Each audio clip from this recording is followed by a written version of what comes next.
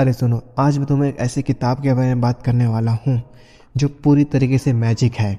मतलब पढ़ते पढ़ते ऐसा लगता है कि हम भी उस कैरेक्टर के साथ सफ़र कर रहे हैं।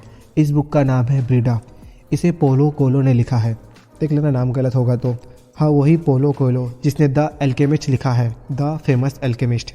लेकिन यार, ये कहानी अलग है। जादू, प्यार और आत्मा की खोज वाली। कहानी का हर मोड़ आपको सोचने पर मजबूर कर देता है। और सबसे बड़ी खास बात यह है कि इसमें सिर्फ एक फिक्शन कहानी नहीं है, बल्कि ऐसे बातें हैं जो हमारे जीवन से भी जुड़े हैं। पढ़ते वक्त ऐसा लगता है कि आप खुद ब्रीडा के साथ सफ़र पर हैं।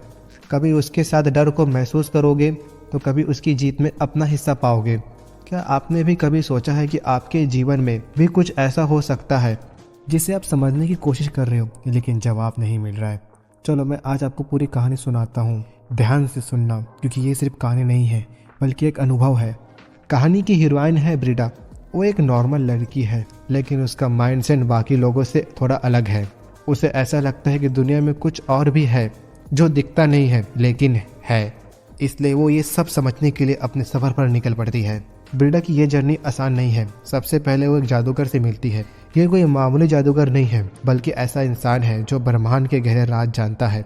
वो ब्रीडा से कहता है, तुम्हें खुद को जानने और अपने डर से लड़ने की ज़रूरत है।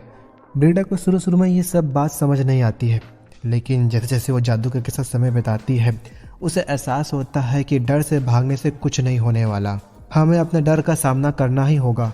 अब सोचिए, क्या हमारे जीवन में भी ऐसा नहीं होता है? हम हर दिन कुछ न कुछ चुनौती का सामना करते हैं, लेकिन सबसे बड़ी चुनौती क्या होती है? हमारे खुद से डर। और जब हम इससे लड़ना शुरू करते हैं तभी असली सफर शुरू होती है। ब्रीडा भी ऐसी ही करती है। वह अपने डर को पहचानती है और धीरे धीरे खुद को बदलने लगती है। ये उसकी पहली जीत होती है। अब ब्रीडा की लाइफ में वीका नाम की एक और महिला आती है। वो एक और मास्टर है, लेकिन जादूगर से पूरी तरह से अलग। वीका ब्रीडा को सिखाती है कि कैसे नेचर और ब्रह्मांड को कनेक्ट किया जाए। वीका कहती है, तुम्हें अपने इंट्यूशन पर भरोसा करना होगा। ये तुम्हारे अंदर की आवाज़ है जो हमेशा सही रास्ता दिखाती है। यहाँ से ब्रीडा की एक नई सफ़र शुरू होती है। वो नेचर के करीब जाती है। पेड़ पौधे तारे सबसे कुछ नया सीखती है। उसे एहसास होता है कि ब्रह्मांड सिर्फ बाहर नहीं है बल्कि हमारे अंदर भी है। वीका का सबसे बड़ा लेसन था अपने अंदर की आवाज़ सुनना। अब सोचिए, क्या हम ऐसा करते हैं? अक्सर हम दूसरों की सलाह पर चलते हैं लेकिन खुद के दिल की सुनना भूल जाते हैं। यही ब्रीडा को सीखना पड़ता है। धीरे धीरे ब्रीडा अपनी अंदर की आवाज़ पर भरोसा करना शुरू करती है और यहीं से उसकी ज़िंदगी बदलने लगती है। कहानी का असली ट्विस्ट तब आता है जब ब्रीडा को पता चलता है कि हर आत्मा का एक सोलमेट होता है, लेकिन सोलमेट का मतलब सिर्फ रोमांटिक पार्टनर नहीं होता। ब्रीडा को ये बात समझने में वक्त लगता है। वो अलग अलग लोगों से मिलती है और हर एक के साथ उसका एक अनोखा कनेक्शन बनता है। सोलमेट का मतलब है वो इंसान जो हमारी आत्मा के सफ़र में हमारी मदद करे। वो कोई भी हो सकता है, एक दोस्त, टीचर या कोई ऐसा शख्स जो हमें खुद को समझने में मदद करे। ब्रीडा की ये खोज उसे ये समझने में मदद करती है कि सोलमेट सिर्फ एक रिश्ता नहीं है, ये आत्मा का एक अनोखा कनेक्शन है जिसे शब्दों में बयां करना मुश्किल है। कहानी में रोमांस का एक दिलचस्प पहलू है। ब्रीडा के एक बॉयफ्रेंड है जो उसे बहुत प्यार करता है, लेकिन जादूगर के साथ उसका एक अलग कनेक्शन बनता है।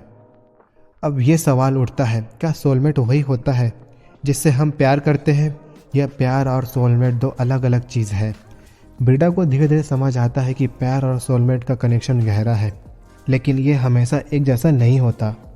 प्यार में उलझनें आती हैं लेकिन हमें मजबूत बनाती है, और सोलमेट वो हमें खुद को जानने में मदद करती है। अब कहानी का एक और महत्वपूर्ण हिस्सा, सेक्स। इसे कहानी में आध्यात्मिकता से जोड़ा गया है। ब्रीडा के लिए सेक्स सिर्फ एक शारीरिक चीज़ नहीं है, ये आत्मा और शरीर का जोड़ने का जरिया है। वो उसे प्लेजर से ज़्यादा एक गहरा अनुभव मानती है। कहानी में इसे बहुत क्लासी और दिलचस्प तरीके से दिखाया गया है। ये हमें सिखाती है कि सेक्स सिर्फ एक क्रिया नहीं है बल्कि आत्मा का कनेक्शन है। कहानी के अंत में ब्रीडा को समझ आता है कि उसकी आत्मा की खोज का असली मकसद खुद को समझना है।